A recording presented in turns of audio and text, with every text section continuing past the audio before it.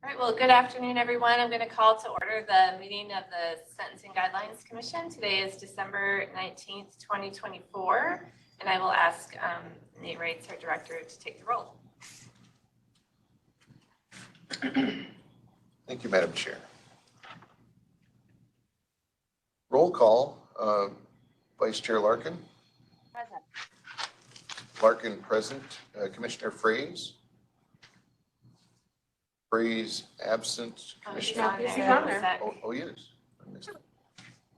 We're not hearing you, Commissioner Fraze.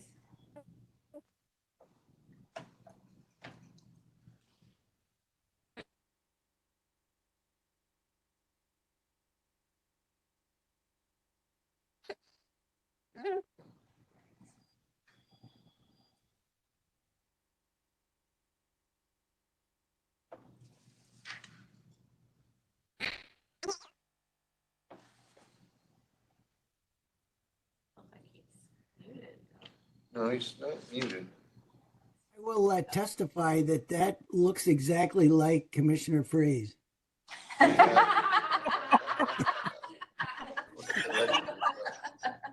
No, that's fine. You know, I seem to recall something in the statute that there might be a requirement that you have to be seen and heard. We'll let him keep working on So that. we'll come back to Commissioner Fraze. Commissioner Keefe. Present. Keefe present. Commissioner Knudsen. Present. Knudsen present. Commissioner Ladd. Present in person. Commissioner Ladd present in person. Commissioner Middlebrook. Present. Commissioner Middlebrook present. Commissioner Moore. Commissioner Moore present. Commissioner Morin. Present. Commissioner Morin present. Commissioner Mueller. Commissioner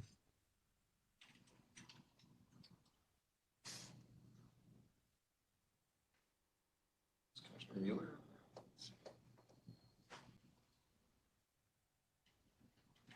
Commissioner Mueller absent. Commissioner Reeves. Present. Commissioner Reeves present. Commissioner Saxena. Commissioner Saxena absent. Chair Mitchell. Present. Chair Mitchell present. Commissioner Fraze. Doesn't have the microphone icon next to his name. You don't see it next to his name. Oh, yeah. So Commissioner Fraze, I would suggest that you Oh, no, he's- drop off and try coming back on, because maybe if you try reconnecting, it'll, I don't know if you can hear us or not.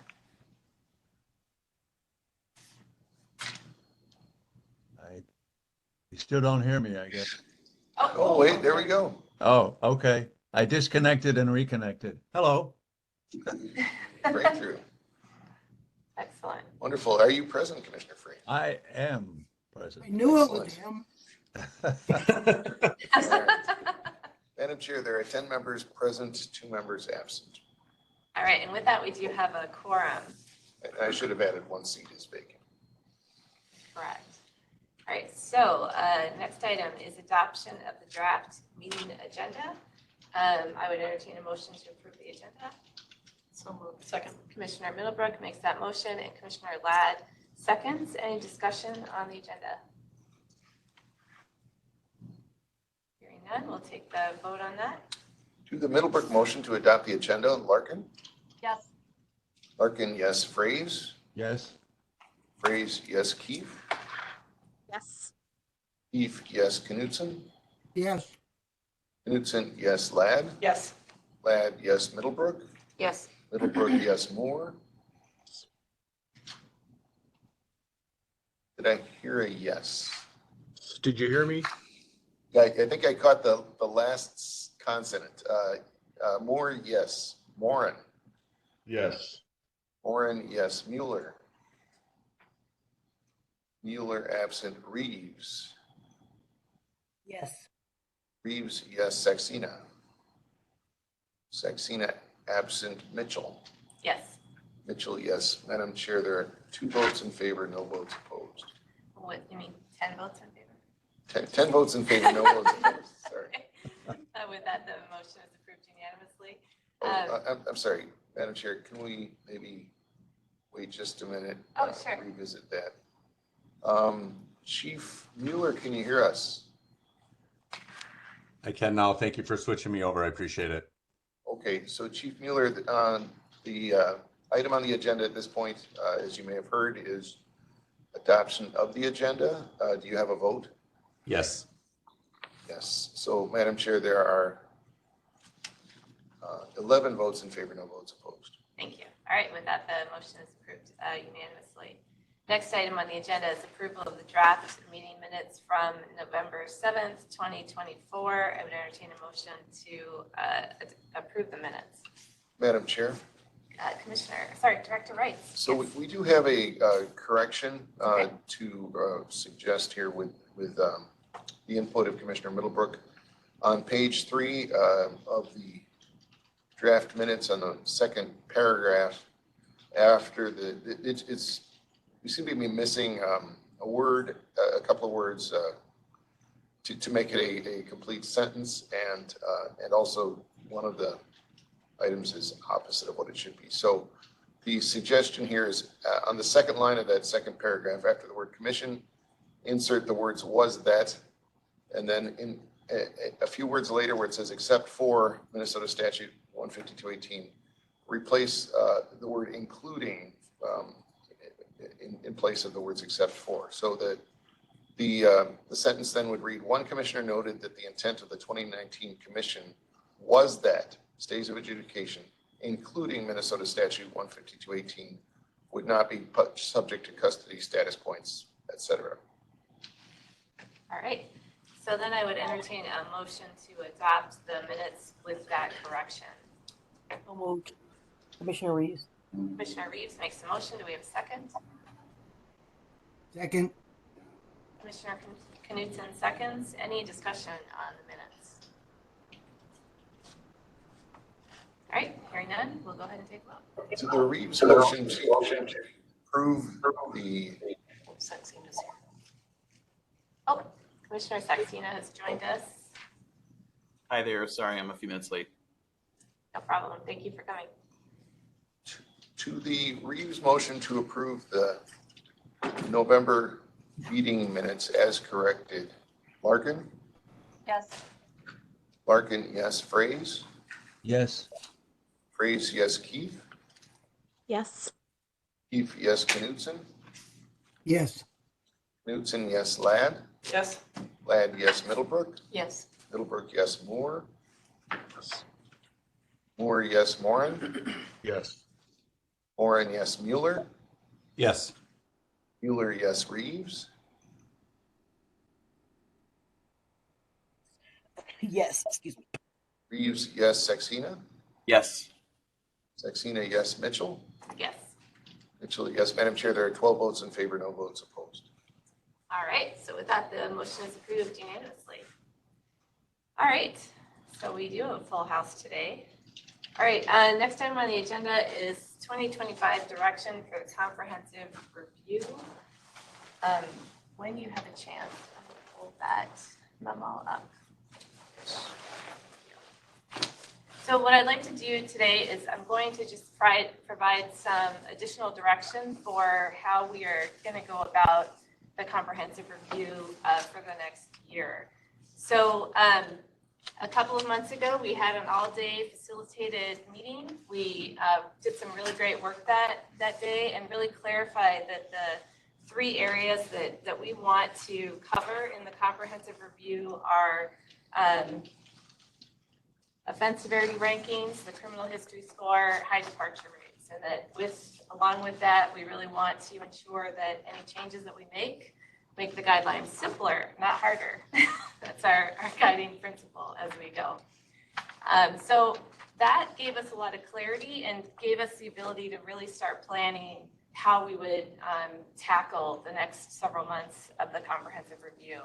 And then after that, the state received the latest forecast, which indicates that the budget's going to get a little tight coming up in the future here. And so we are less certain that we would be able to receive any additional funding for the comprehensive review. So kind of putting those two factors together, Commissioner Larkin and I, Vice Chair Larkin and I talked about how we could proceed forward with a comprehensive review. And we both thought it was important to develop a schedule with the goal of getting the review done in the next year, so that by the end of 2025, we'd be at this point bringing forth our final recommendations. It's a bold and aggressive idea, but we both really thought it was achievable too. So we have done some work to develop the schedule. And if you wouldn't mind going to the second page, I think we'll focus there. And looking at the schedule is really, the idea is to move forward on 3 tracks. So the first track is sort of idea development. So we will have a steering committee who will be charged with bringing forth some big ideas. The 2 main areas that they're going to bring forth ideas on are providing some guidance on the ranking exercise. So we had talked about doing a pretty extensive ranking exercise at our last meeting, or maybe it was the meeting before. And in order to get the review into the year, we've decided we're going to abbreviate that exercise a little bit, focus in on the offenses that are really standing out as feeling like they are ranked in the wrong place, or that they should have a secondary review by the commission. So the subcommittee is going to help identify what that universe of offenses is, and we're going to work with the staff to help develop an exercise for the commission to then consider re-rankings for those offenses. Following that, the steering committee will also work on developing a holistic criminal history proposal. One thing that this commission is famous for is getting mired in one piece of the criminal history score. So the idea is to bring forth the big idea that is a balanced proposal that looks at multiple aspects of the score at once. Not to say it's going to be the end point, but just to put an idea on the table. That's the job of the steering committee. At the same time, we will have some research going on. So the 3 areas that really stood out as needing more research were understanding how other states do out-of-state offenses, and whether other states do have Hernandezing policies. Both of those are things that could influence how we structure the criminal history score. And then understanding what's going on with those high departure rate offenses. That research could either inform rankings, because some of those high departure rate offenses could be addressed potentially through re-ranking them, or it could be addressed by bringing forth proposals to the legislature. Some of those things are beyond our control, and we'll need the legislature's partnership to maybe change how those offenses are written in the law so that we can effectively rank them. So that research will be going on sort of at the same time. And then during that same time, the commission will have some work to do itself. So in January, we always do the final report to the legislature. That'll be our focus in January. After that, we would take up some other discrete topics that are easily addressed by the full commission. So one area that we've had a little bit of discussion on is what are the purposes and principles of the guidelines, so that maybe that's our February topic. We'll nail down like what we really deal with when a little bit later, but that's an example of a topic that the full commission could take up. Within that time, as soon as those offenses that need that second look for ranking are identified, we'll figure out the exercise and bring that forward to the commission. So that work will happen at the commission level. You'll notice that the commission meeting times during these first 5 months of the year are shorter. We're looking at 3 to 4:30. And that will give the steering committee some time to also meet that day without having to drastically change our schedules. So that will, the other thing that the steering committee will likely be meeting at a different time of the day, earlier on the same day as commission meetings. So we'll also bring forward reports to you, to the full commission at those 3 to 4:30 p.m. meetings. We'll tell you what we've been working on, where we're at. When there are places where we want additional feedback earlier rather than later from the commission, that'll be an opportunity for us to add that to the agenda as well.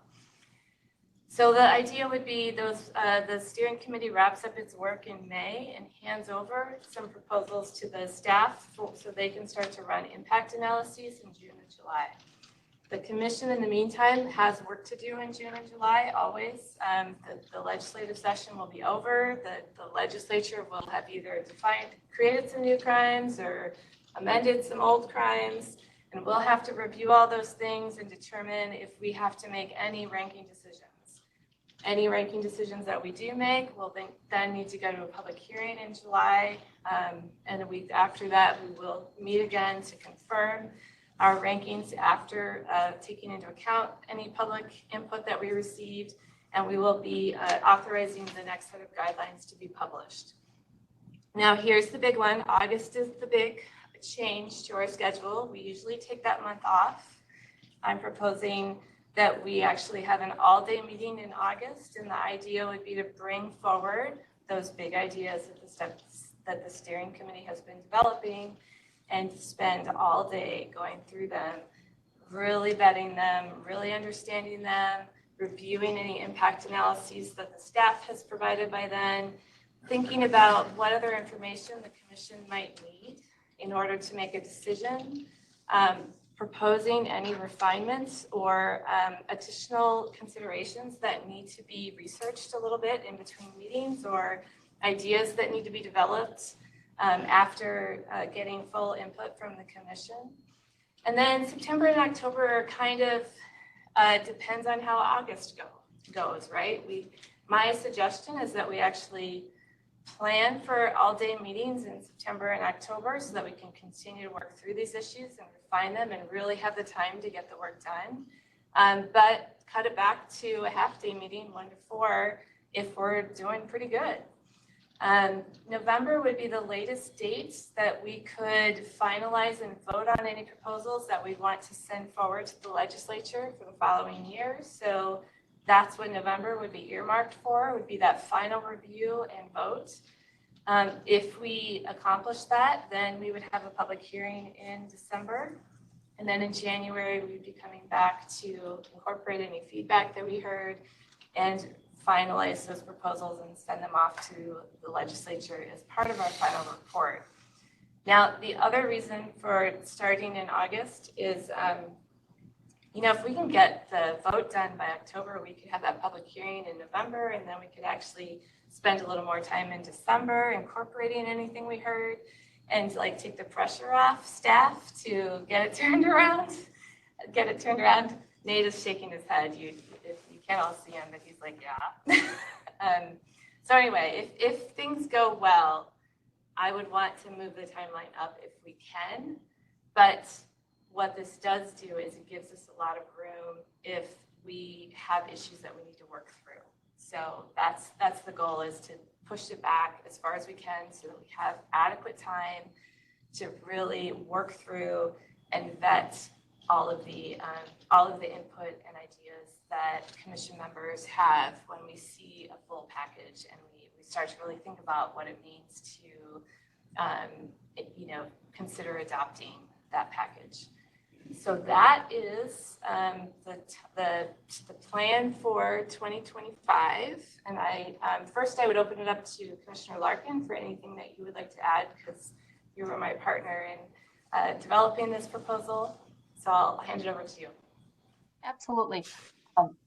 I think this will be a good approach because we're going to need ideas to consider and vote on.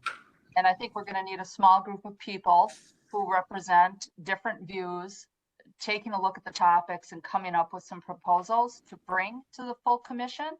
So I hope that this is a process that would allow that to happen. I think the idea is the steering committee meets from 12:30 to 2:30 on regular commission meeting days. The full commission will know what we're talking about. For example, as I understand it, in January, the steering committee will start talking about re-ranking. And there'll be a couple of people on the steering committee who have ideas of what offenses already should be looked at. I know Commissioner Ladd has gone through all of the guidelines and has started a list. The only one that comes to my mind is DWI because we hear about that often. I think we would ask everyone today, what offenses do you think we should look at as right for re-ranking? And the steering committee will hash some of that out. And then at the full committee meeting at 3 o'clock, always report back regarding the discussions we've had, where we're leaning, and what do people think? Is there big opposition? So we should go back to the drawing table. So I just think this will be an efficient way to plow through all of the work we need to get through this year. And I think that we've got a good group for the steering commission. I don't know if Chair Mitchell has said who's on it yet, but we'll do that. But the point is, we've got good representation, and we had a preliminary discussion a couple of weeks ago. And one thing that Nate stressed to us was, in the past, whenever the commission was able to see, positive change through to the end, it was always where there was consensus or compromise. So I'm hoping that this process will give us a way to sort of work out preliminary compromise so we don't end up with the battles we've seen in the past year. So it's going to be a lot of work for the people on the steering commission. So I thank them for being willing to do it. It's not intended as a way to exclude anyone's views or opinions. It's just a way to hand the sort of the details to a smaller group while having oversight and input from the full commission, as well as a reporting obligation to the full commission. Thank you. And you're right, I forgot to say who's on it. So when we were initially identifying a group to work on the ranking exercise, the folks who we'd identified were Commissioners Knutson, Larkin, Ladd, Middlebrook, and Reeves. I have asked them, since they had already been identified as a small group to work on an issue, I asked them if they'd be willing to just take on the role of being the steering committee for both topics, ranking and criminal history. So I'm going to join that group. Everybody was interested in continuing forward. So that will be our steering committee. And like Commissioner Larkin said, the idea is to just have a smaller group who can work a little faster to get to that preliminary proposal phase, so that the full commission has some ideas that are easier to react to, and we're not having to try to build that within the context of the big meetings. Other questions or comments? Commissioner Ladd. Thank you. I would say that I appreciate very much Commissioner Larkin and Mitchell for putting together this timeline. I think it helps us to have these target dates, because in the past we spun our wheels or treaded water and we didn't get out of the gate, and that was very frustrating, because I think we were all well intended, but this gives us a good target. But as I'm sitting here in December of 2024 and I'm looking at this thinking about December 2025, I think, yikes, I don't feel like that's enough time. It is aggressive, but I do appreciate the schedule. I do think it gives everybody the sort of the goal on for the roadmap and how we're going to get there. Hopefully we do. But I think that there's going to be probably some hard conversations and some robust conversations. And to Commissioner Larkin's point, I do think that all of this is intended to understand that there's going to have to be some compromise in some of these things, because it's not perfect, because a lot of these things are very fact nuanced, and we can all come up with examples where something doesn't really sort of make sense or fit. But we have to think, sort of to your point, Commissioner Mitchell, big picture, like just generally, how does this work? So I do appreciate the work and time just in developing the schedule, because I think that was probably hard. So I hope we can do it. Thanks. Other comments or questions?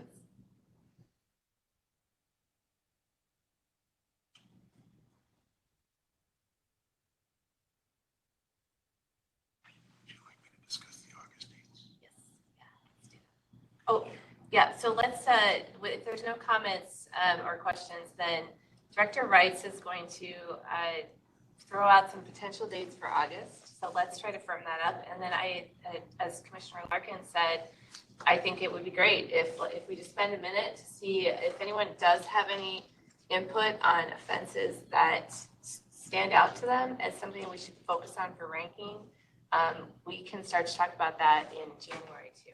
And then I saw a hand come up for Commissioner Mueller.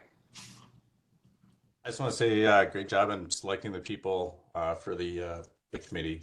Obviously, I really respect the opinion and input that you've had in my short time on the commission. So all those people are great, and I look forward to their work, and I thank them for adding work to their plate. Thank you all.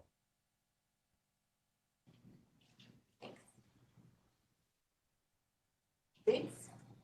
Yeah, and just to confirm what Commissioner Mueller just said, I was trying to schedule a committee meeting earlier this month, and these are some of the busiest people you'll ever meet. It was almost impossible to find one time they all had free. So speaking of times that you might have free, the two dates that we want to look at in August are Wednesday, August 13th and Thursday, August 14th. And those dates are chosen because they're approximately halfway between commission meetings. We have a late July meeting and an early September meeting. So, Wednesday is not a typical day, but Afton is available that day, and we're used to meeting in Afton. So that's one proposal, is Wednesday the 13th. On Thursday the 14th, which might be a more customary day for the commission members, Afton is not available. So we're looking at Lady Slipper Conference Room, which is it's not as large as Afton, but it's held the commission in the past. It's a conference room on the campus of the Capitol in Centennial Office Building. So those are two proposals for your all-day meeting in August, Madam Chair, the 13th and the 14th. Does anyone have dates between those two that appear like they wouldn't work?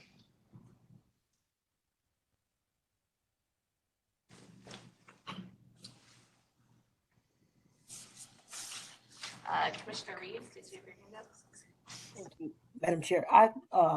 The 14th would be less preferable. The 13th would be great for me. Thank you. Okay. Madam Chair. Yes, Commissioner. Of the two, I would prefer the 13th, mostly because I like this space better. It's more convenient, and from a parking perspective and getting there. And it's also going to save us some money, because if we're all there all day, we're going to pay for parking for everybody all day. And if we're worried about money, it's one way to think about how we save some money for our parking. So That's a good point. Commissioner Moore? I agree with everything that's been said. I think the 13th is the date that we should be looking for. I was just going to say, if we get any attention for that being the day we're bringing forward ideas, this would probably be the better space to do that, because it's bigger. There's more room if we do end up having an audience that when day is the as well. conference that you usually go to, the national conference? It's probably around there. It's usually earlier. Oh, okay. I don't know exactly what the formula is, but it's usually in the single digits. Okay, I just didn't know if that was, if you looked at that on your calendar. I don't think they've announced it yet, Okay. and I'm no longer on the executive committee. Oh, I termed out. All right. Well, I wonder if, it sounds like maybe the 13th is the preferred date. Okay, so, and maybe we can just put that on our calendar as a special meeting right now. And if we could just ask everyone to save that date for the 13th, that would be great. August 13th, right here. Awesome. All right, I think you can stop sharing that. And then I would just throw it out for any, if anyone has any quick reactions. So so the subcommittee, the steering committee in January will start to try to identify what's the universe of cases where we should take a second look with re-ranking or reconsider rankings. I'm just wondering, I know that this is an unfair question, but as people think about it today, is there anything that jumps out to you as something that we should potentially make sure to talk about in January? Commissioner Larkin? Thank you, Chair Mitchell, and I appreciate that it is sort of no notice for the question. So if people do have thoughts, in the next couple of days, is there a way they could simply communicate those to Nate, and then he could send them on to the steering Yep. committee so people have more time to think through it and perhaps talk with their colleagues? Yeah, Both absolutely. I would say that, I think that's a great thing to say out loud, yes. If you come up with something additionally that you want us to consider, make sure you're communicating with Nate. Do not reply all to this group. Do not make it a commission-wide conversation or we violate the open meeting law. So you can send that information to Nate and he will share that with the subcommittee. Commissioner Saxena. Thank you.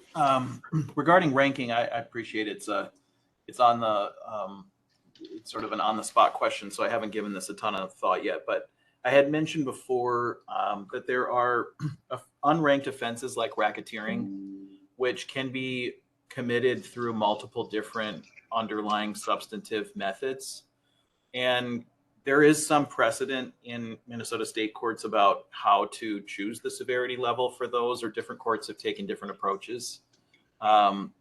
However, it's definitely not clear at the outset of a case how the court is going to address the severity level for racketeering. I would ask the committee to look at tying racketeering, the severity level for racketeering to the underlying predicate offenses. And develop some methodology for developing the severity level based on the predicate felonies. All right, no, that's a good point. I knew that you'd be interested in this topic, Commissioner Saxena. So we'll definitely keep it on the list. One thing I will say is we've been talking about potentially dealing with the unranked offenses separately than the rest of them. We might even deal with those a little bit later in the process to make sure we have enough time for the criminal history score, but that is definitely on the list, and we may even think about having a separate subcommittee to do that one, but we're going to talk about that approach in January. So thank you for bringing that up. I appreciate that. Commissioner Reeves. Thank you, Madam Chair. Criminal vehicular homicide and operations. Thank you. Got it. All right. And Commissioner Keith. Looking at people crimes, specifically domestic violence and sexual violence. Do you want to say more about what your concerns are there? Yeah, I think we've talked about this a little bit, but looking at other sentencing, specifically like drug crimes, there's higher sentences for drug crimes than there are for domestics. Yep. Thank you. Thanks. We've had a lot of input on the criminal vehicular homicide and operations, so I sort of knew where Commissioner Reeves was going with that, but I didn't remember what the conversation had been on these, so I appreciate you making that or explaining that. Okay. Madam Chair. Commissioner Ladd. Thank you. Well, I guess just wanting to have the feedback from the whole commission as we go down this. I see there's three buckets. We have the unranked offenses. We have the departure rate offenses that the guidelines crew has provided. We're seeing those numbers that are a signal. I guess that's the word we've been using, as to we should be taking a look at why are those departure rates happening. So that's bucket number two. And then I think the third bucket is what I would call the wonky severity level bucket, where practitioners sort of see things play out that are concerns. And I'll just piggyback on the domestics. I will tell you resoundingly across the state, my colleagues have said that they have great concern that domestics are at a severity level 4, because that means that it takes 7 domestic violent offenses before somebody looks at a commit to prison.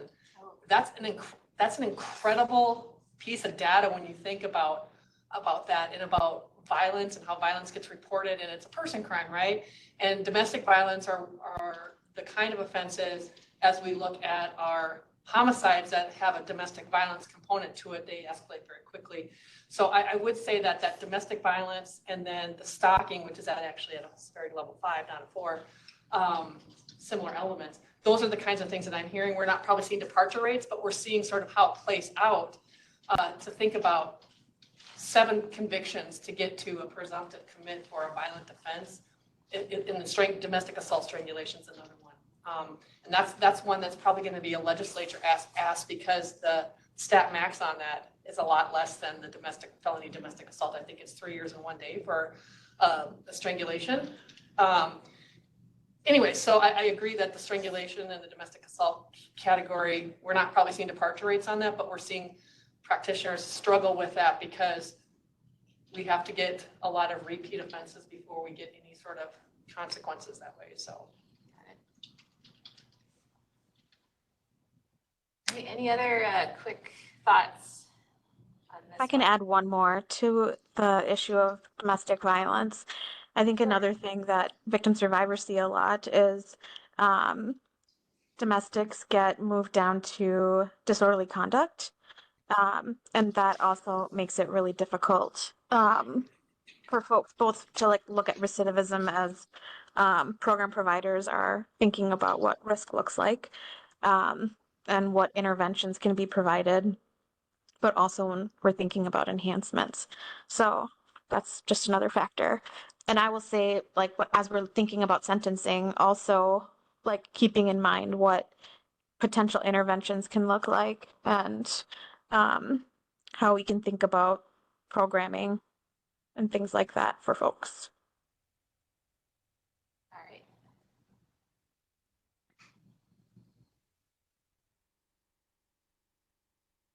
Any other thoughts?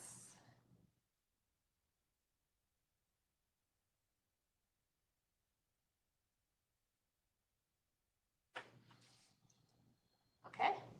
Well, thanks everyone. So we will get started on that in the new year. And I think that's it for this one. So next on our agenda is, I line up the wrong thing here, so I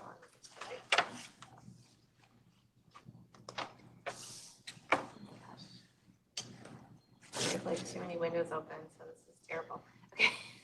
Next on our agenda is draft report to the legislature.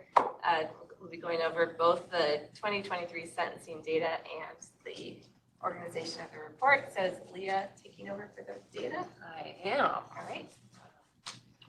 Make sure we get it up on the screen. Just, Likes to take a minute to think. what? Easier for me not to use presenter mode, so I'm going to change it here.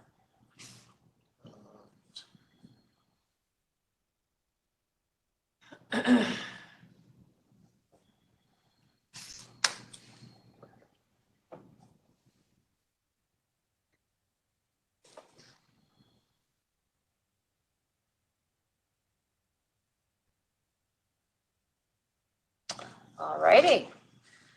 Well, good afternoon, everyone. Katie and I are going to take a couple minutes to present 2023 sentencing data on felony cases. We're going to focus on highlights from the Sentencing Practices Data Summary section of the draft 2025 report to the legislature. We're going to focus on 2023 data, and there's some really interesting kind of things that we're finding in 2023, and we'll also be summarizing patterns and trends over time. There's lots of information here, so feel free to ask questions as needed or afterwards if you want to contact one of us for more information, let us know. All right. Did that not work? Try it now. All right. So we are going to focus on three main areas or topic areas in the presentation. The first is sentencing trends, and we'll talk about felony case volume, confinement and average sentence length, and offense type. Then we'll move on to departures and talk about dispositional and durational departures. And then finally, we'll look at case distribution, departure rates, and actual and presumptive prison rates by different demographic characteristics such as sex, race, and ethnicity, and judicial district. All right, so let's start with sentencing trends. Overall, the volume of felony cases sentenced in Minnesota has grown over time, as you can see in this graph. In 1981, there were 5,500 cases. In 2023, there were 16,028 felony cases sentenced. Note that the case volume in 2023 is down a little bit from the record high year in 2017, which was 18,288 cases. It's also important to know that the growth in felony cases sentenced remains even after you adjust for the Minnesota population increases over time. So for example, in 1981, per 100,000 Minnesotans, there were 186 felony cases sentenced. You can compare that to 2023. For every 100,000 adult Minnesotans, there were 342 cases sentenced.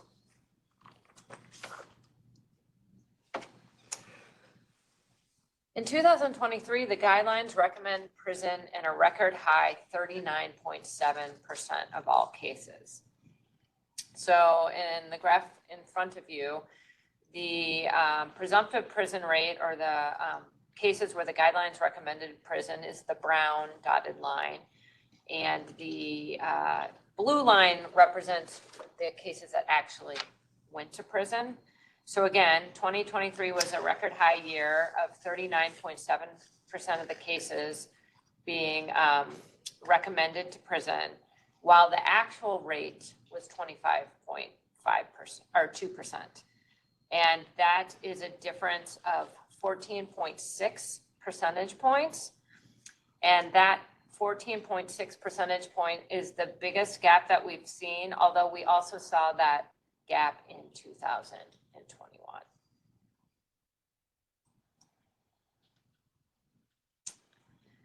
And so what was the average sentence length? Well, the length of the average pronounced prison sentence reached a record high, also in 2023, of 55.9 months. And this has, it compares to 38.3 months in 1981. And the green line here shows the average amount of local confinement pronounced as a condition of probation. In 2023, that was 88 days. And you can see that this average has slowly declined over the years from 166 days in 1981 to 88 days in 2023.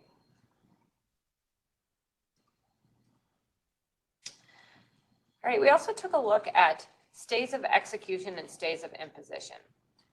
Before 2006, a stay of imposition was the more popular method of granting a stay. And however, though, in 2006, this changed and the stays of execution became more popular. In 2023, for the first time, fewer than 30% of sentences took the form of a stay of imposition.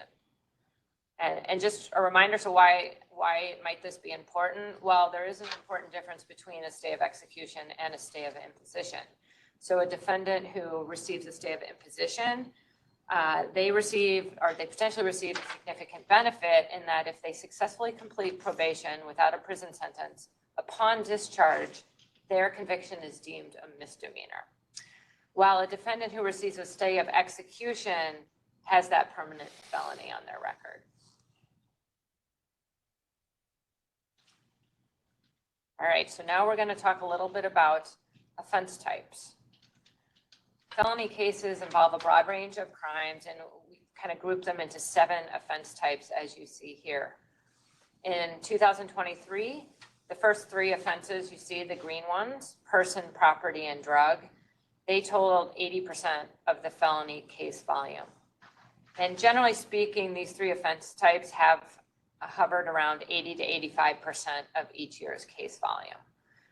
The remaining cases, those in blue here, the non-CSC sex offenses, felony driving while impaired, weapon offenses, and other offenses, which includes things such as fleeing police in a motor vehicle, escape, voting violations, and tax evasion.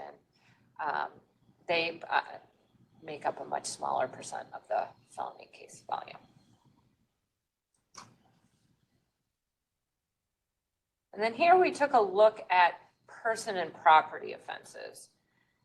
Between 1981 and 2009, property offenses, and that's the green line, made up the largest percentage of cases sentenced. However, in 2010, person offenses, which is the blue line, surpassed property offenses as having the largest percentage of cases. And that has remained true through 2023. And this change corresponds with several changes to domestic assault-related laws, as you can see on the slide. In 2005, felony domestic assault was changed, expanding the scope of those eligible to be sentenced for a felony. In 2006, felony violations of restraining orders offenses were changed, expanding the scope of those eligible to be sentenced for that felony. And felony domestic assault by strangulation was created. And then in 2007, felony violation of domestic abuse no contact order was created.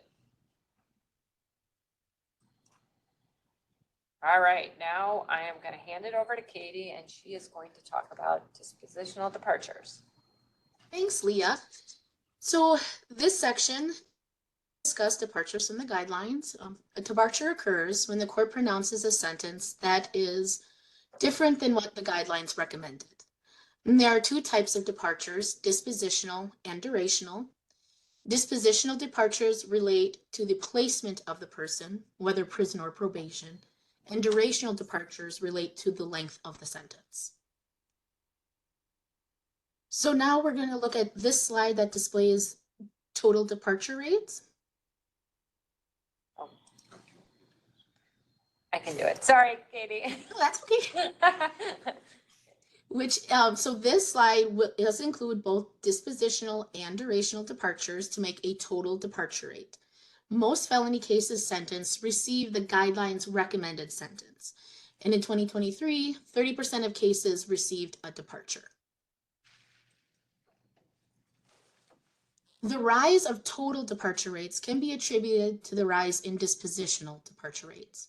There are two types of dispositional departures, aggravated and mitigated. Aggravated dispositional departures, which occur when a person recommended probation gets prison, have fallen to less than 1%. You can see the drop start in 2015 when a person's demand to execute their sentence was no longer considered a departure. Mitigated dispositional departure rates continue to rise.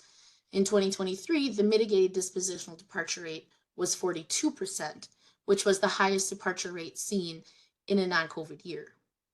Please note that the mitigated dispositional departure rate is based on cases that were presumptive prison cases, and the aggravated dispositional departure rate is based on only those cases that were presumptive stays. And this slide should look familiar. These are the offenses that consistently pop up as high departure rate offenses.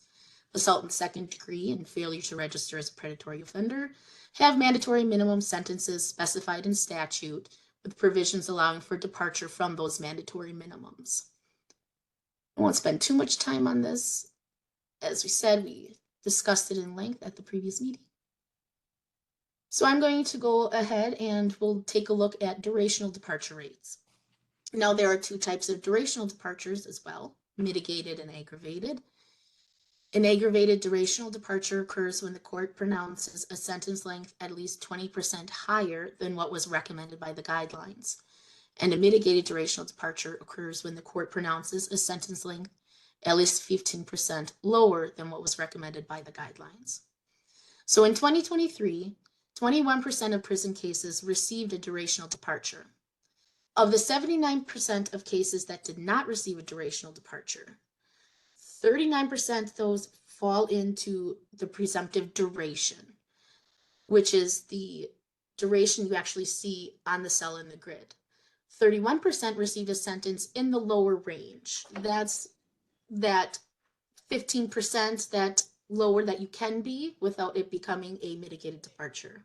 And 9% received a sentence duration in the upper range, which means they didn't receive an aggravated departure, but they received within 20% of what was recommended. Mitigated durational departure rates started rapidly declining in 2002, somewhat plateaued between 2007 to 2013, and then started to decline again in 2013, and has been declining since then. And aggravated durational departure rates have been 3% or lower since 2008. And again, this will look familiar. This slide displays our high durational departure rate culprits. So aggravated durational departure rates for unintended murder 2, manslaughter 1, kidnapping, theft over 35,000. We're way above the 3% average. Theft from person, sex trafficking, failure to register, first degree aggravated robbery had mitigated durational departure rates over 35%. Now we will move on to demographic characteristics of those sentenced. This includes case distribution, departures, and actual and presumptive prison rates. So this slide displays the felony sentencing rate per 100,000 Minnesota adult residents. Males have comprised at least 80% of cases since the implementation of the guidelines. The race and ethnic composition of people with felony sentences has changed since 1981, when 82% of people sentenced were white. In 2023, 52% of people sentenced were white. The racial and ethnic composition of adults in Minnesota has changed, but not at the same rate as those individuals receiving felony sentences. Although the 2023 Black or African American population made up 7.3% of Minnesota's adult population, it made up 29% of people sentenced and 37% of those receiving prison. And while the American Indian population was 1.6% of the state's adult population, it made up 9.2% of people sentenced. We'll look at judicial districts. The racial distribution of people sentenced across Minnesota's 10 judicial districts does look different. The Twin Cities metro area of Minneapolis and St. Paul has a non-white majority of cases sentenced, and more individuals were sentenced in the 4th district than any other district. Departure rates also vary by sex, race, and ethnicity. The female population had a higher mitigated dispositional departure rate than the average, which means they were more likely to get probation sentence than males. The white population was also more likely to get probation, but for those who received prison, less likely to receive a lower prison duration. The Black and Asian populations had a lower mitigated dispositional departure rate, but higher durational departure rates, meaning they were more likely to go to prison, but for less time. The American Indian and Hispanic populations had both lower mitigated dispositional and lower durational departure rates, which means they were more likely to go to prison and get the guidelines time. Departure rates vary by judicial district as well. The 5th Judicial District in southern Minnesota and 8th Judicial District in western Wisconsin, that's where I live, in western Minnesota, have the lowest mitigated dispositional departure rates, and the 2nd Judicial District had the highest. Downward durational departures among prison cases range from a low of 5% in the 3rd District, which is southern Minnesota, and 6% in the 9th District, which is northern Minnesota, to a high of 37% in the 4th District. The female population was recommended prison and received prison at a lower rate than average. However, for the first time in guidelines history, females had a presumptive prison rate of over 20%. The white population was recommended prison and received prison at a lower rate than average as well. In contrast, the Black population was recommended prison and received prison at a higher rate. The 2nd and 4th judicial districts had a non-white majority of cases sentenced, higher mitigated departures than average, and some of the highest recommended and actual prison rates in the state. The 9th district, which is northern Minnesota, had the largest American Indian population in the state, lower mitigated departures than average, and had a higher actual prison rate than the total rate. The 8th district, which is western Minnesota, had the largest Hispanic population in the state, lower than average mitigated departures, and had a higher actual prison rate than the total rate. And that's just kind of a glimpse of the fascinating data we have for you. There's more in the report to the legislature, of course, and then there will be more in the annual data summary report yet to come. So thank you very much. Thanks, Katie and Leah. Any questions or comments from commission members? Commissioner Moore. If I understand this data correctly, judges are departing in a mitigated way on 42% of cases where the guidelines call for a presumptive prison sentence. I think that's on slide 11. Am I interpreting that correctly? Correct. So out of all the cases that were presumptive prison sentences, 42% received a mitigated dispositional departure, which means they did not receive prison. They received a state. It's worth letting that sink in just a little bit. I mean, 42% up from 19% when the guidelines started. That caught my eye immediately as something that obviously calls, I think, for some discussion. The other question I had related to slide 4, and maybe we'll get into this, and maybe it's beyond the scope of the presentation here, but the gap between presumptive prison and actual prison, I'm wondering if there was any analysis or thought about what the primary drivers of that gap is. Is it criminal history? Is it offense severity? Changes in guidelines, or some combination of all those factors? That's definitely something that should be looked into. I'm not sure if that's going to be part of the comprehensive review or something that staff can take on, but we can definitely look in to see if we see any correlations into anything.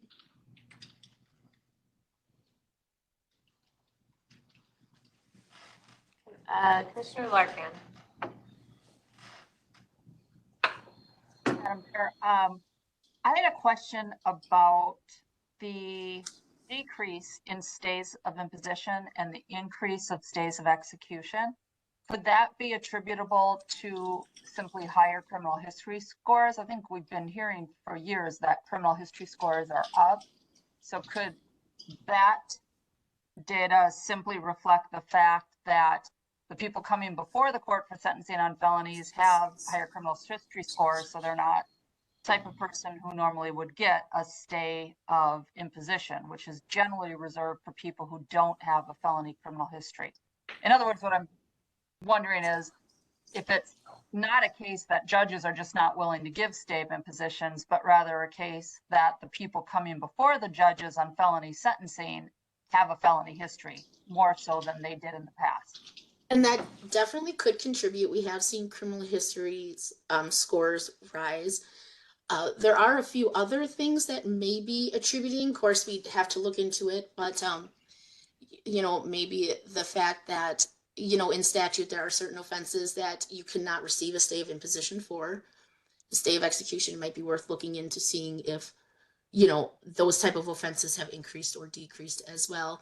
And then stuff like the 2016 Drug Reform Act took a lot of 5th degree drug cases, and this idea of stay of imposition or stays might have been given to lower level things like that, but then when they became gross misdemeanors, now they're not in our felony pool to get a stay of imposition. So there might be a few things going on here to contribute to this, but it's definitely would be interesting to look into.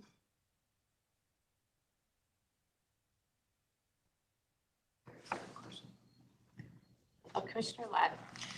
Just to follow up on Judge Larkin's question on the stay of execution versus stay of imposition, I'm also wondering, and you may not have this data, but somewhere historically we would kind of know this, with the advent of treatment courts and specialty courts and diversions, a lot of times when they're getting diverted out of traditional court, if they fail out of that program and they end up back in regular court, that's part of the deal that they don't get a stay of imposition because they've essentially worked that plan through the treatment court or the specialty court. So I'm curious if specialty courts, obviously, I think there's 5 or 6 counties in the state that don't have one, Juanita being one of them.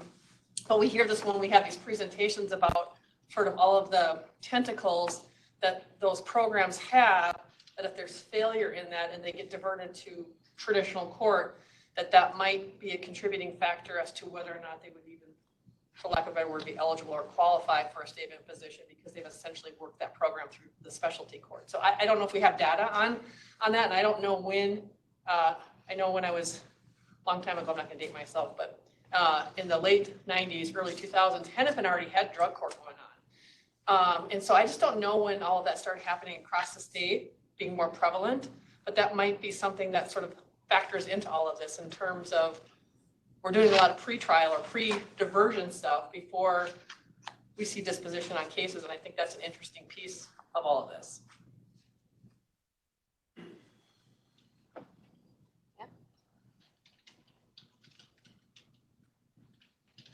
All right, any other questions or comments?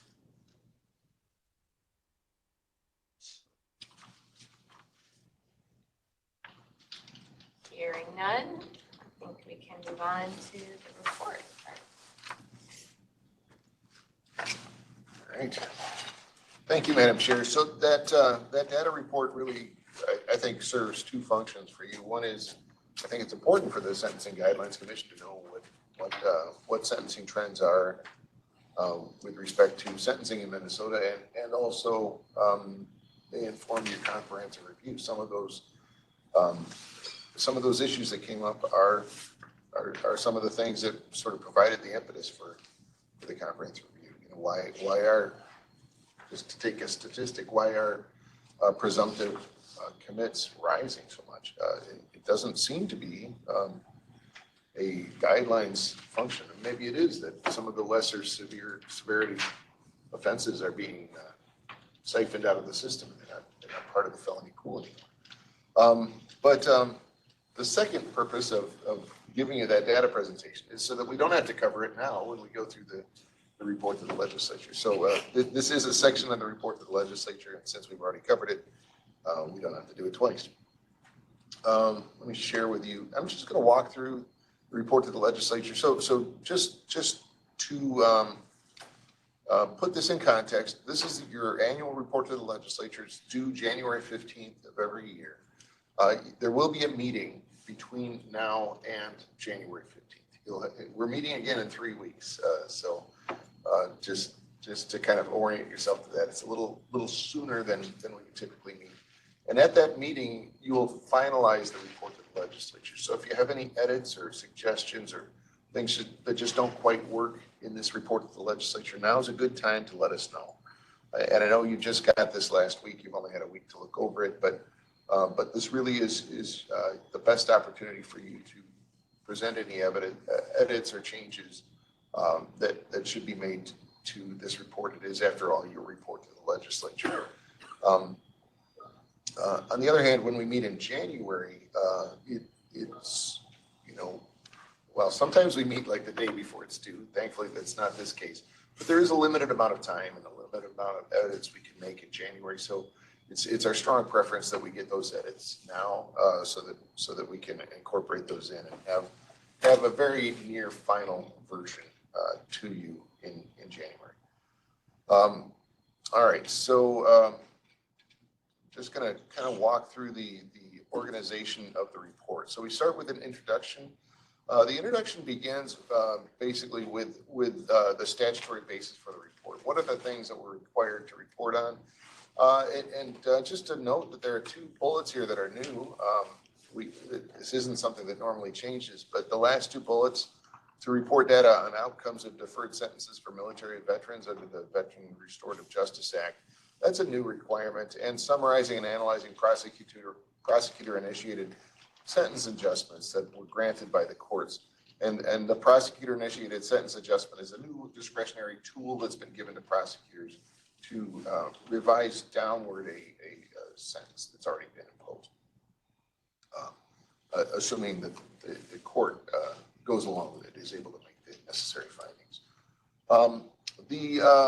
We do in the introduction typically include a historical overview of Minnesota's imprisonment rate compared to the U.S. imprisonment rate, with the idea that, and this is basically starting a little before the guidelines era, but extending through the complete era of the sentencing guidelines. So going back to 1978 to 2022. And it is interesting to see that Minnesota has consistently remained lower than the national rate. Particularly, there's a distinct rise in the imprisonment rate. And by the way, when we say rate, we're adjusting for residents. So these rises are not due to population increases, for example. That population increases already baked into the rate. So, you'd expect it to just be a flat line because it's adjusted for population. But instead, we see that the rate at which people are imprisoned per 100,000 residents has went up pretty remarkably during the 1990s and even the 80s. And then sort of plateaued during the 2000s and has gone down a little bit during the 2010s.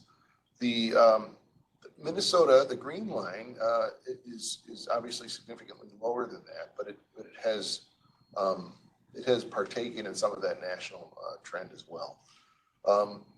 We do note in here, comparing our imprisonment rates to other states, we had been for a long time, for decades, among the 3 states with the lowest imprisonment rate. And by 2022, which is the most recent data we have. So this is actually the same information that was in last year's report, unfortunately, because the Bureau of Justice Statistics, which publishes this comparative data for all states, has not yet come out with a report. I don't know that we will have data by January. If we do, we'll put it in here and update it. But right now, we're looking at 2022 data. So we've grown to the 7th lowest imprisonment rate. And then at the end of the introduction, we talk about probation rates, where in contrast to our 7th lowest imprisonment rate, we have the 4th highest probation rate, and that is updated for 2022. That's new data, although it's the same ranking that we had last year. So then we get into the report itself, the executive summary. I said I wasn't going to talk about sentencing practices, but it is really interesting to note the never hires and never lowers in the 2023 data. By the way, if you're wondering why are we giving you 2023 data when it's the end of 2024, this is not stale data. This is actually pretty fresh. The reason we're giving it to you now is because it takes us a long time to complete a data set. It really takes us more than half of a year after the sentencing year has closed to get the data set. And then part of that is because we might be, for example, trying to figure out what sentences were departures, what sentences weren't departures, looking for departure reports, trying to match up the departure reports with the departures. If we don't have departure reports, asking judges for departure reports. All that, it can be a very long process. It's not something that can be automated, but hopefully we will be able to automate some of it. But so here are the never hires, the percentage of cases for which the guidelines recommended prison, we saw that. The gap between the actual and presumptive prison rates, that's never been higher. The total departure rate and the average executed prison sentence. So all those things have never been higher, and never lower was the rate of stays of imposition. We talked about that. Once the more popular method of granting a state sentence, it's now dipped to a record low level. All right, we start by talking about the commission's work. We identify all of you. Please make sure all that information about you is correct. And we talk about responding to the work of the 2024 Minnesota legislature, which really this focuses on some of the ranking things that we did. There are other things that are reported in the appendix 2.1, and that is one of the mandatory reports is what did you do in response to the legislature last year. And these are the 4 new offenses that you ranked, and these are the 2 amended offenses. You ranked one of those and left the other ranking unchanged.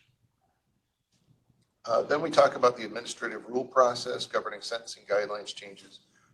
We call out the administrative rules subcommittee and just put the legislature on notice that we are continuing through the administrative rule process.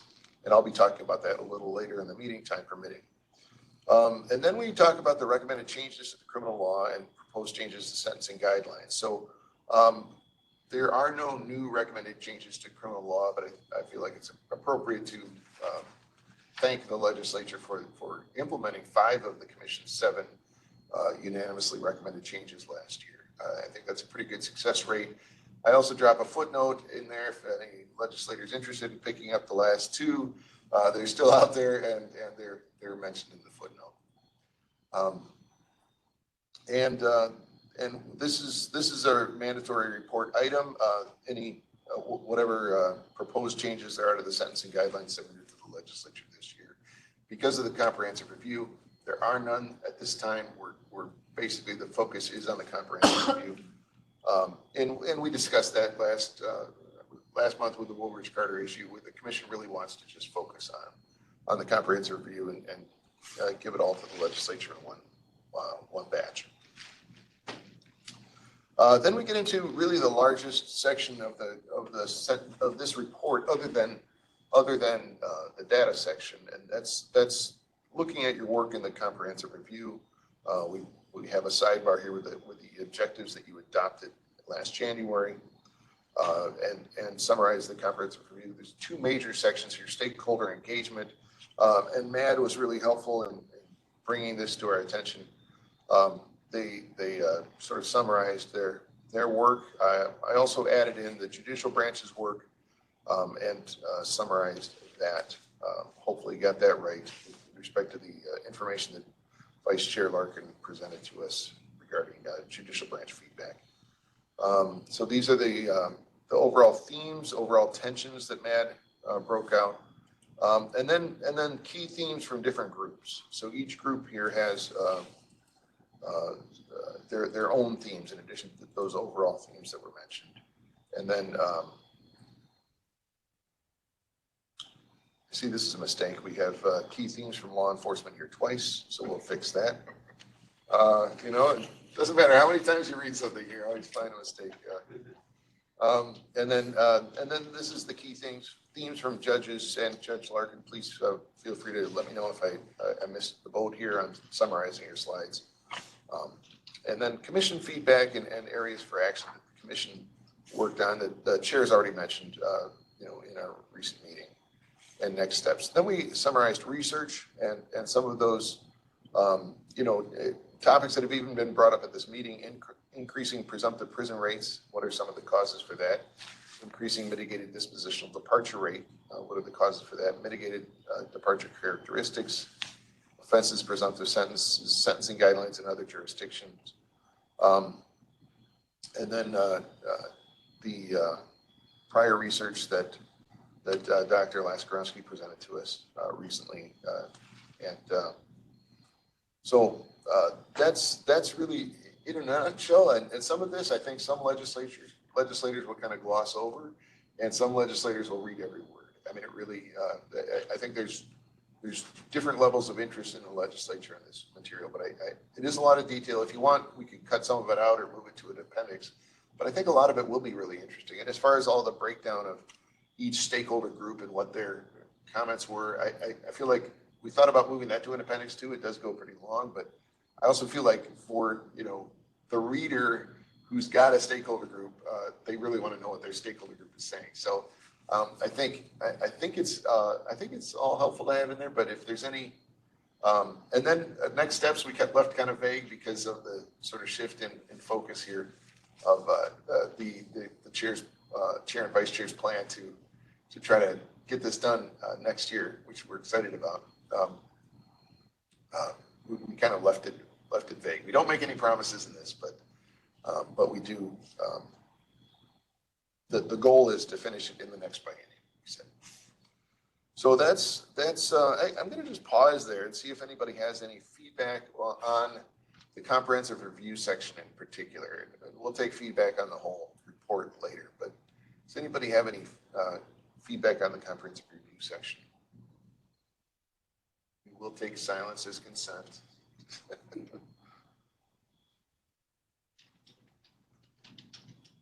All right, hearing none, we can always take feedback individually as well. Then we have staff's work. You know, make sure the legislature knows they're getting what they're paying for as far as funding staff. And then we have the sentencing practices data summary, and we already talked about that. So let's skip ahead to the end where we have those mandatory reports where it's a little funny because we're basically, this isn't our data that we're presenting. We're presenting data from other entities. The first report is from county attorneys. So again, there are these three mandatory reports from other entities. County attorney reports on certain criminal cases involving a firearm, court reports on outcomes of deferred sentences for military veterans, and court reports on prosecutor-initiated sentence adjustments that were granted by the court. So county attorney firearms reports, this is one we've been doing since 1996. These are, Minnesota Statute 60911 is a mandatory minimum statute that prescribes a number of mandatory minimums, chiefly for a group of listed offenses. And if you're wondering about the list, it's here in footnote 31. But a group of listed offenses, if those offenses are committed with a firearm, then there's a mandatory minimum that attaches to that. And this figure 24 shows the growth in these cases as alleged over time, not necessarily as proven. And then we talk about the charging outcomes. And this is our Sankey diagram. This is a diagram that shows kind of the flow of the cases in fiscal year 2024. There were 1,763 cases alleged, at least as of the last data, and sort of what happened. Some of them weren't even charged. A lot of the ones that were charged weren't convicted, and we explained the reason why they weren't convicted. If they were convicted, some of the cases of firearm was not established on the record, which is a requirement for the mandatory minimum to apply. And then for those that were established, where the firearm was established in a convicted case, a little over half of those, according to county attorney reports, the mandatory minimum was imposed and executed. And in less than half, the mandatory minimum was waived either by the prosecutor or by the court. So that's the firearms report. And then we have data for some of those points of data for each county. Now, we do have to get 87 county attorneys' reports to have a complete report. And right now, we're doing pretty well. I guess the glass is, to look at the optimistic side, we have about 75 reports, I believe 75 reports in. So we have 12 county attorneys that are still out. This may not be completely accurate. And if anybody is interested in the list of those 12 counties, say somebody from the county attorney's side who would like to shake the tree a little bit and get some of those reports coming. Look, I do the shaking every year.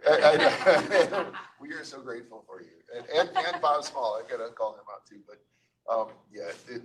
we appreciate the work on that. And some of the counties, it's just a matter of saying, oh, we didn't have any cases. You know, like here you see Jackson County, and just happen to have that up as 0 all the way across. That's fine, that's a report. We're not like looking for a particular number, but it is nice to have all 87 counties so we can give the legislature a complete report as they've required us to do.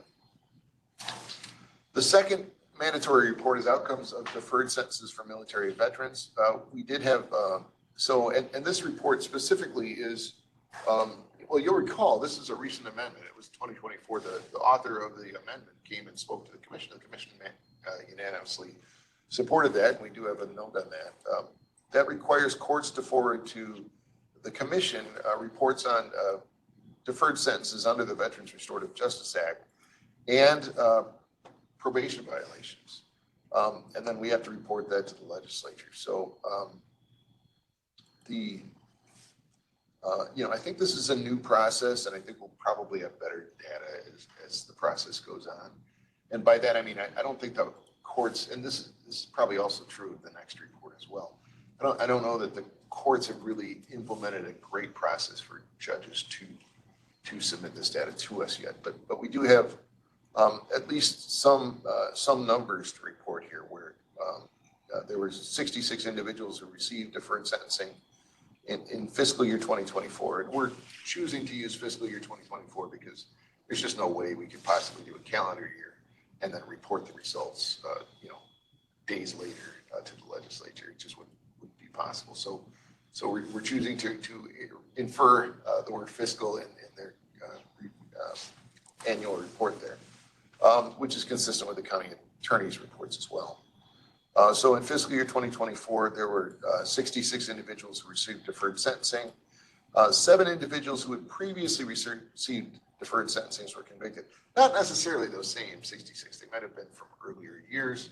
And then 83 individuals, again, not necessarily those same 66. Well, obviously they can't be because there's more than 66. But 83 individuals who previously received deferred sentencing had their cases dismissed. So that's the data that we're reporting there. And then we also have some additional data on levels of sentence, which, technically, I guess, isn't part of the requirement. So I don't know if we'll continue that going forward. I think we'll have some more data that is responsive, though, to the legislative mandate going forward. Did somebody have a comment or Well, I question? had a question about the deferred cases for the veterans. Yes, So that information comes from court? exactly. Right. That's how the statutes, that's how the reporting scheme is set up. The court is supposed to report, it's written as if there's like a form that the court's supposed to fill out and send in to the Sentencing Guidelines Commission.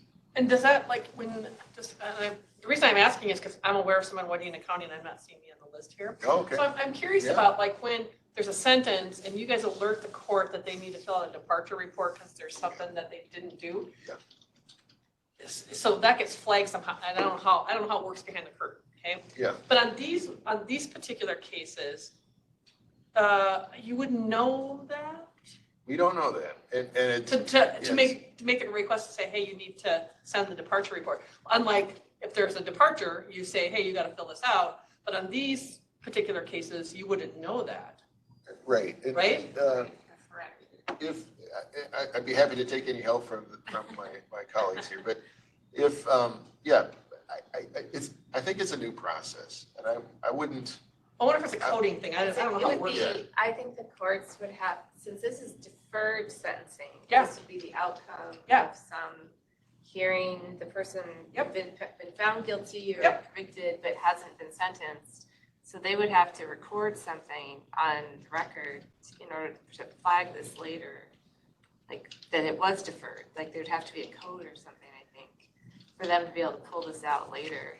I'm just aware of some in my Yeah. own county in the state range, and it's not showing up here. So it just sparked, because all of a sudden I thought, was there something that the prosecutors were supposed to do, but it is all court initiated, as I understand. Yeah, it's, that, I believe the statute, I'll correct the record later Okay. if I'm wrong, but I believe the statute just puts this obligation on the court.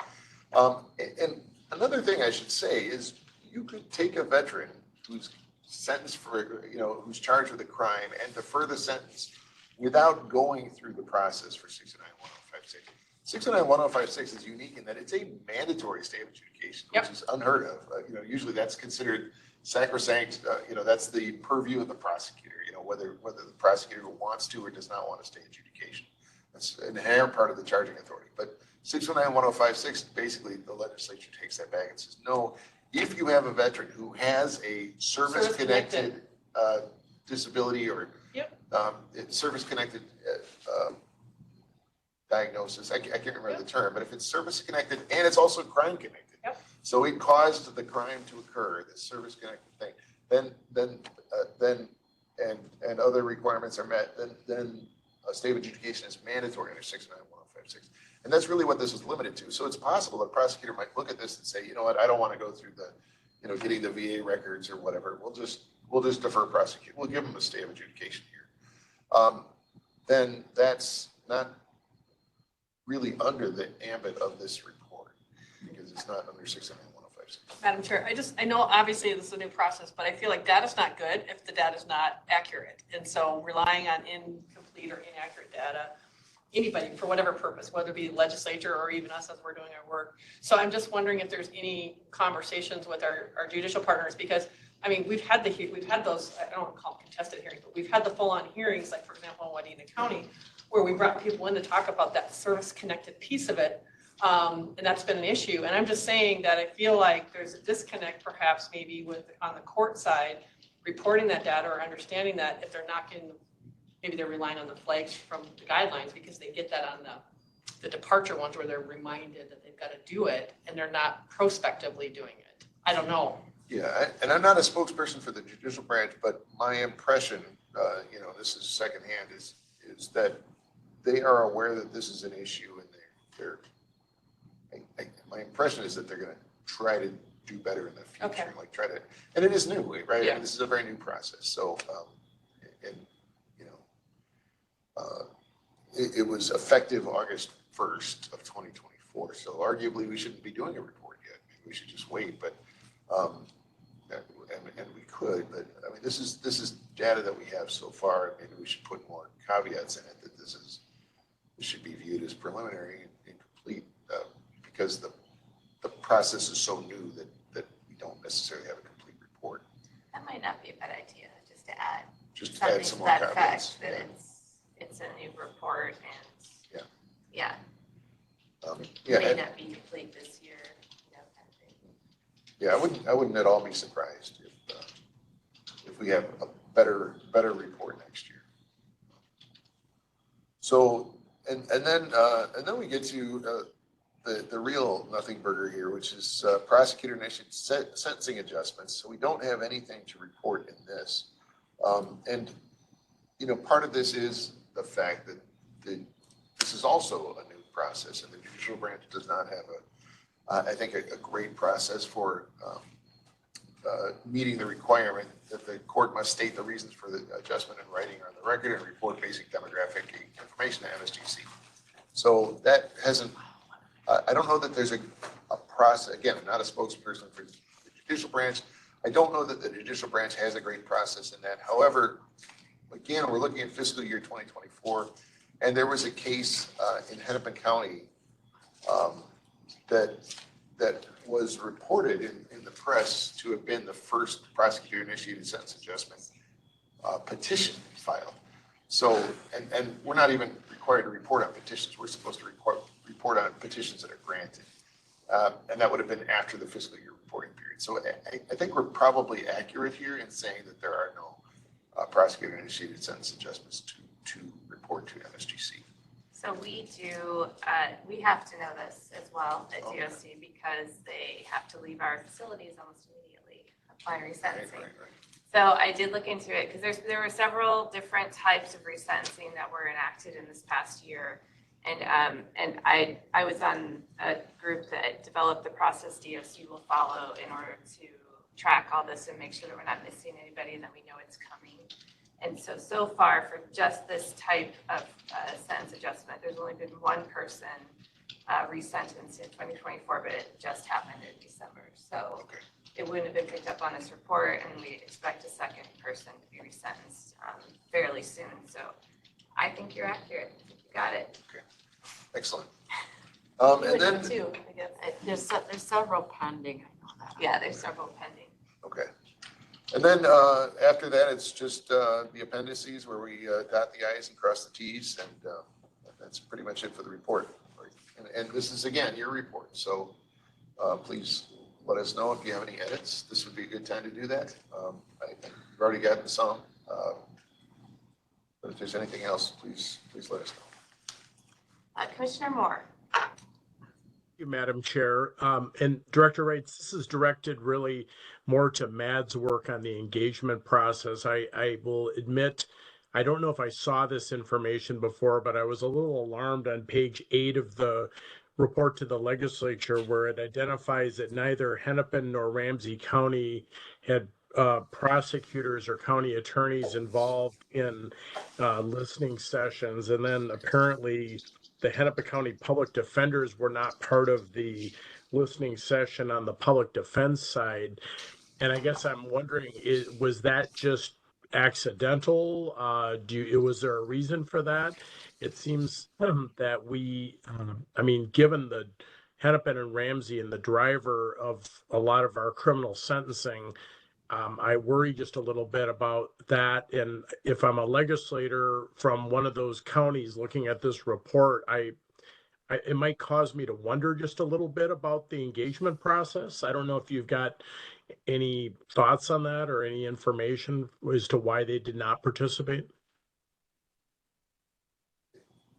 Yeah, I don't recall. I know that they didn't have as high of a turnout in I think any of the groups as they would have hoped for. So it's possible that that people were invited and didn't come. I also know that they attempted to do geographical diversity. They attempted to have geographically diverse groups, but they couldn't have all stakeholder groups all be equally geographically diverse. So some of the stakeholder groups did focus in particular geographical areas and some focused in others, I believe, if I recall correctly. That's how they did it. But, you know, I will also say we still have, I mean, if there's follow-up work that the commission would like Matt to do to reach out to different groups, we still have a checkbook, and we can still write checks from that until June 30th. Well, they have to do the work by June 30th. So if you know, we still have some money on the bottom line for that work. So if there's additional work that Matt should be doing on stakeholder engagement, let's have that conversation. Commissioner Glad. So I'll just, as it relates to the question Commissioner Moore brings up, I can just state related to Hennepin and Ramsey, the executive director, Bob Small, and myself reached out multiple times to Hennepin and Ramsey County on this topic and asking for them to participate in this. It was important for them. They're large counties, obviously, and they see a lot of volume. When I say multiple times, and there was not an interest for them to, for whatever reason, to participate in any of this. So it wasn't for a lack of trying. In fact, there was, I would say, extraordinary efforts on the reach out for them to participate, and for whatever reason, they just elected not to have folks engage. And so we tried. So that's the answer.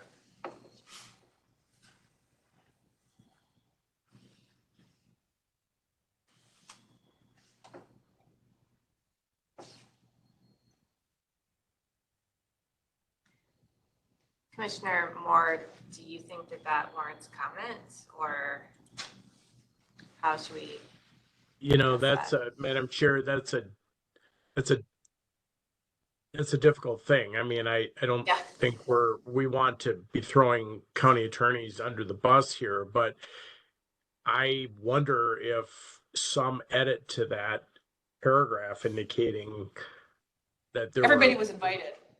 Yeah, I mean, there were efforts made. This wasn't just sort of a, you know, we picked, you know, Todd and Wadena and Nobles counties instead of Hennepin and Ramsey. I mean, I just think, you know, it might be, if there could be a gentle way of pointing out that there were invitations extended to everybody in follow-up cases, and, you know, we participated, or the people that participated are the ones that were there.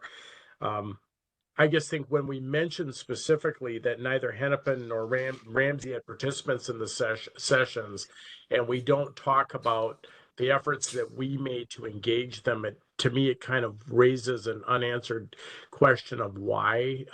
And you know, again, I get the sensitivity of it. I would not be opposed to another outreach effort, but given what Commissioner Ladd has said, maybe that ship has sailed, and that would be you know, unwarranted. I must say I'm surprised at that and a little disappointed.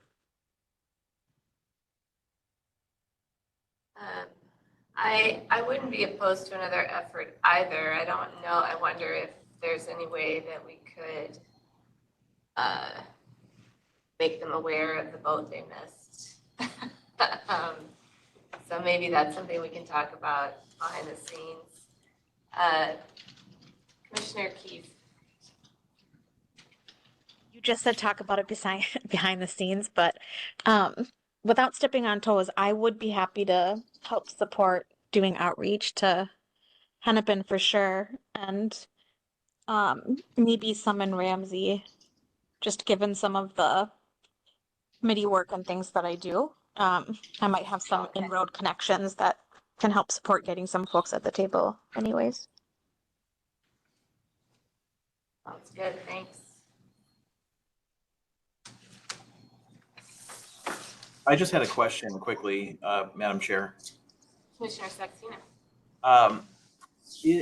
My understanding is that the outreach is to get line prosecutors and line public defenders to participate in the listening session. And that those are the individuals that chose not to participate. Is that correct? Or is the outreach to the Hennepin County Public Defender and the Ramsey and Hennepin County attorneys? It is, we were looking for some frontline input, people who actually handle the guidelines and work in them daily. I mean, I think we would have taken it from both. Like if the electeds also wanted to provide feedback, we definitely would have taken that. But the frontline folks deal in it every day, so they probably would have had some good feedback.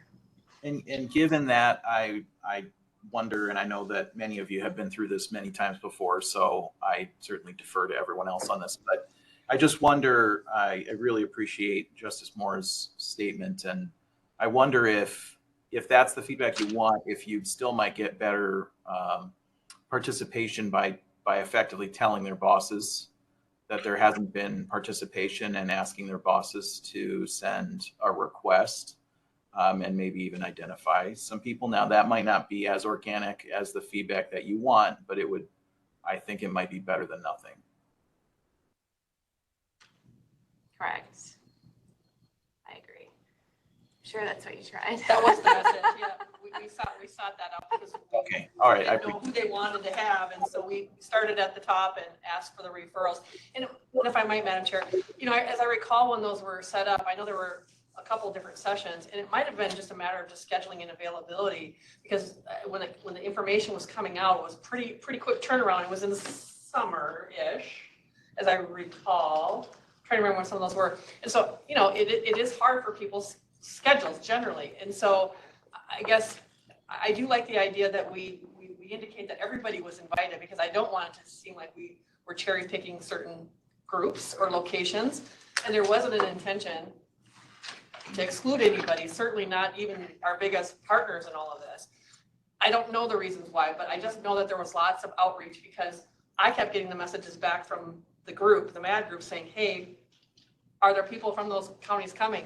And so Bob Small and I were reaching out saying, hey, we need people. And I don't know why nobody participated. I don't have an answer. Commissioner Middlebrook. Yeah. Thank you, Madam Chair. I think it was pretty much similar with the public defenders. It was, everyone was, basically told each, chief of each of the districts to send 1 or 2 people, and nobody showed up from Hennepin County. But it also happened like really quickly, and I felt like it wasn't enough of to be able to contact and say, hey, we need these people here. I didn't really feel like there was enough, and I had also offered some other options for input with some of the actual district meetings, and that never happened. So I found that somewhat disappointing. Okay. That makes sense. Okay, Commissioner Reeves and then Commissioner Larkin. Thank you, Madam Chair. I can also assist with helping with getting the Hennepin County county attorneys, some representative from their office. I'll reach out to the president of the local and see if we can get some folks. And how long are you guys still taking input? Is it going to be continuous? Is there a deadline? I don't think I heard that. I'm sorry if you said it. I think we'd have to re-engage Matt to figure out how to do it, and then make some additional reach outs with enough time so that people can get it on their calendars. I think that would be the idea. Commissioner Larkin. Thank you, Madam Chair. And we're talking specifically about listening sessions, correct? Yes. Yes. Did we not use a survey with these folks? No. Well, I mean, here's my concern about re-engaging. I mean, we've just structured our next year based on what we learned in these sessions. So what happens now if we reach out and, 3 months from now, it's like, oh, well, we did new sessions, we have new information. It's not that I don't want the information, but there was a process. It sounds like people reached out and tried to engage these offices.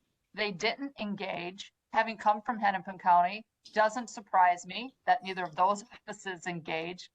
I just wonder, how far do you have to go to get someone to the table?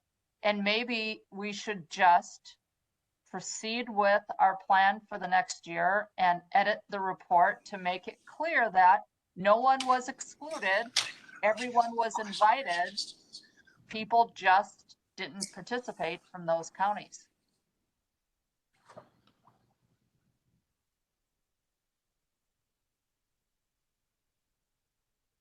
Commissioner Reeves, did you have another question or comment, or did you just not have your hand down? Oops, thank you. Okay.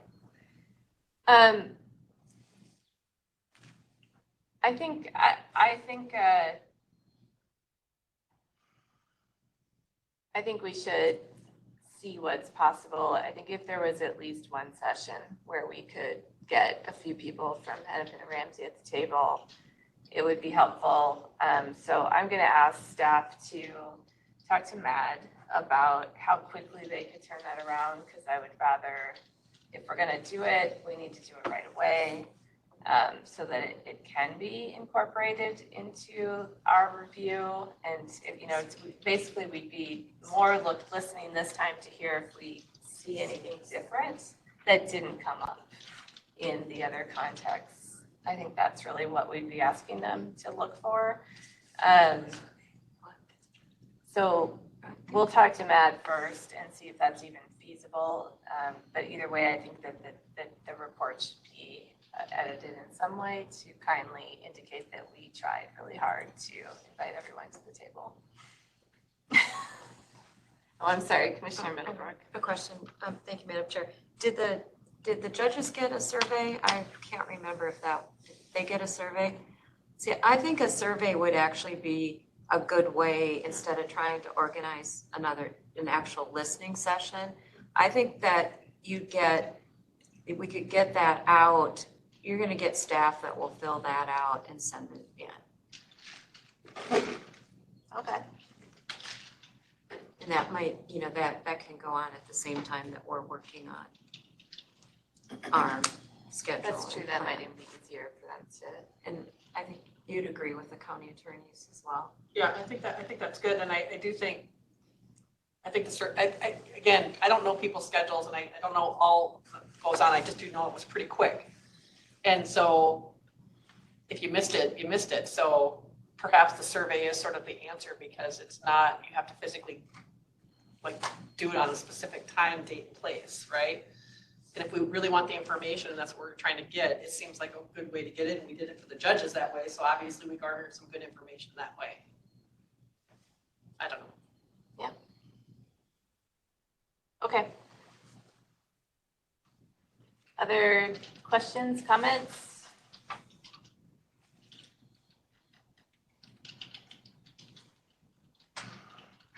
Anything else on the final report?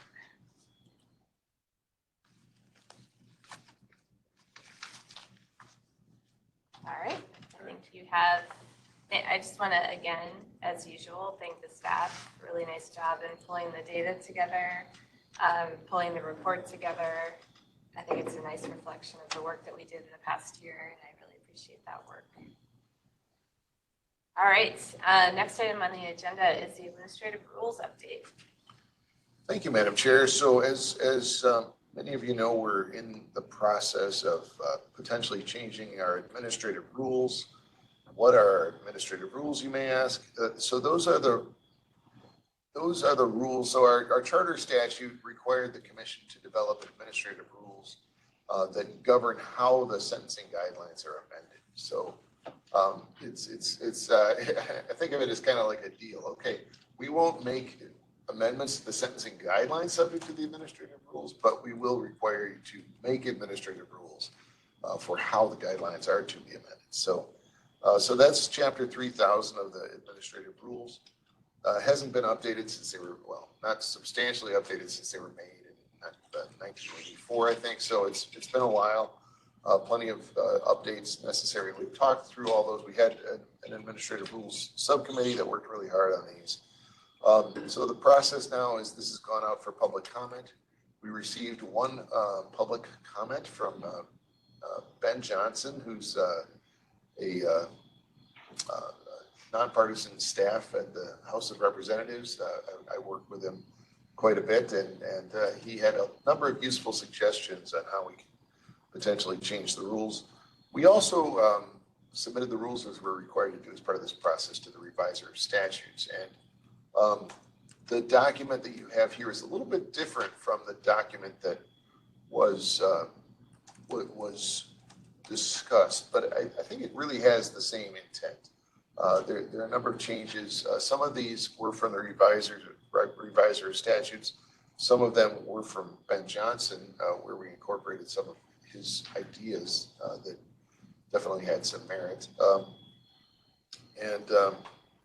So if and the commission will be voting on the final package of rules a little bit later on in the process, but I just wanted to present these to you because it's my intent that this is the version of the rules that are going to be used going forward. So if anybody has any objections to it, it's substantially very, very similar to what we had before, but some of the stylistic changes have been made here. Any questions or objections from the commission at this point? Again, this is not your final chance to weigh in on this. We do have some more to go in the process.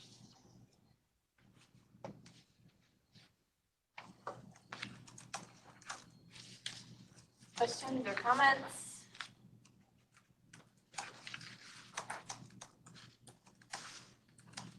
My comment is please keep moving ahead so that we can get these passed and make our rulemaking, make our process simpler.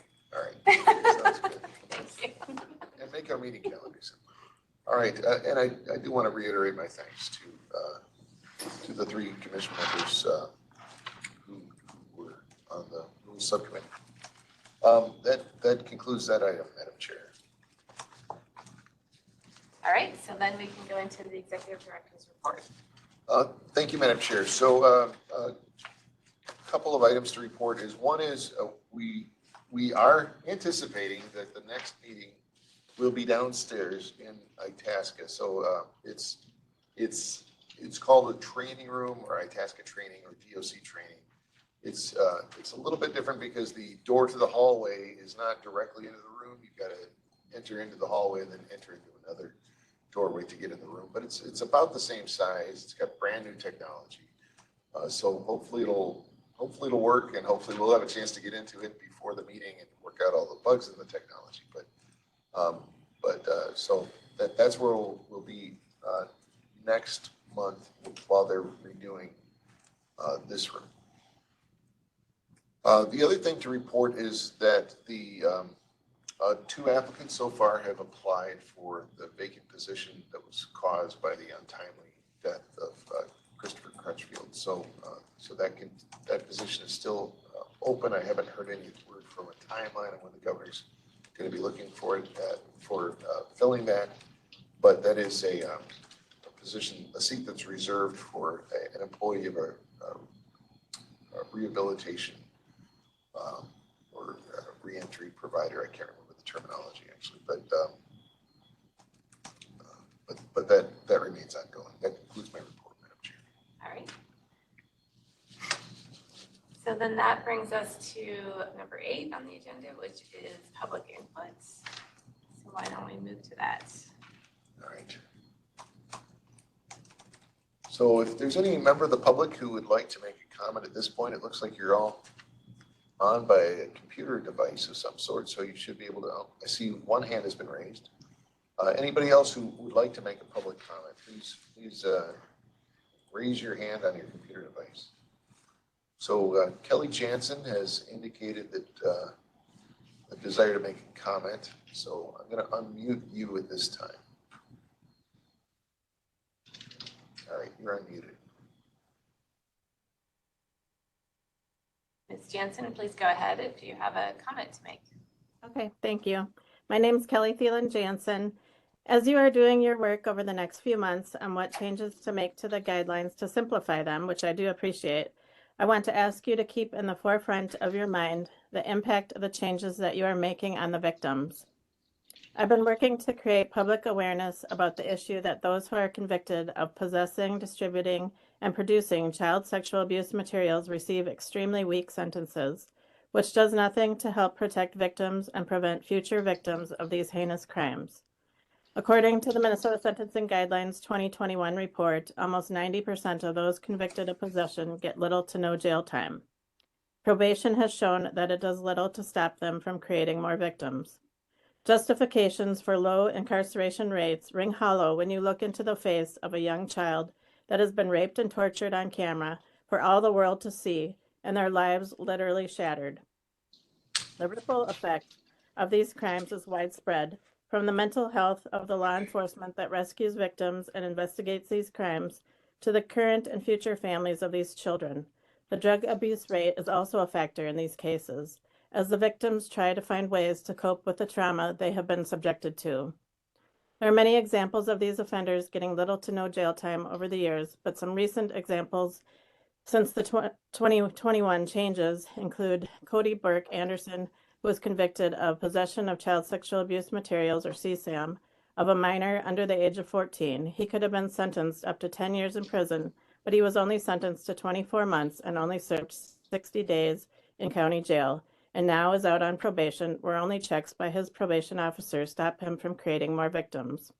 Austin Saranen of Becker County was convicted of possession of CSAM of a minor under the age of 14, only 8 days after he was sentenced for a conviction of possession of CSAM of a minor under the age of 14. For his second offense, he was sentenced to 51 months in prison and has time served of 141 days. His first sentence was 36 months in prison, and he only served 90 days in Becker County Jail, which apparently did nothing to stop him from reoffending. The last one is Matthew Tolkinen of Wadena, Minnesota, was arrested about a month ago for attempting to sexually exploit a 12-year-old child. Thankfully, a federal grand jury returned a 2-count indictment against him, and if convicted, he's looking at serving the mandatory minimum of 25 years in federal prison. He was already a registered sex offender because he had been previously convicted of a similar crime in 2018. Given 3 years of probation, violated his probation, given 3 more years of probation, which unfortunately, none of that stopped him from trying to have sex with a child. I appreciate your time and attention to keeping innocent victims in the forefront of your mind. Thank you for your time. All right, well, thank you for your comment today. I appreciate you taking the time to put your thoughts together and to provide that input to the commission. It's always welcome. Thank you. Was there anyone else? No other hands have been raised, Madam Chair. All right. Before we adjourn, any other issues, concerns, thoughts from commission members? All right. Then I would say, for those of you who did make it in, travel safely. Commissioner Ladd has the longest trip ahead of her. Thanks everyone for coming today. And with that, I want to say happy holidays to everybody on the commission as well. And unless there's an objection, then we are adjourned. We'll see you in January. Happy holidays, everyone. Happy holidays. Thank you. Happy holidays. Yep.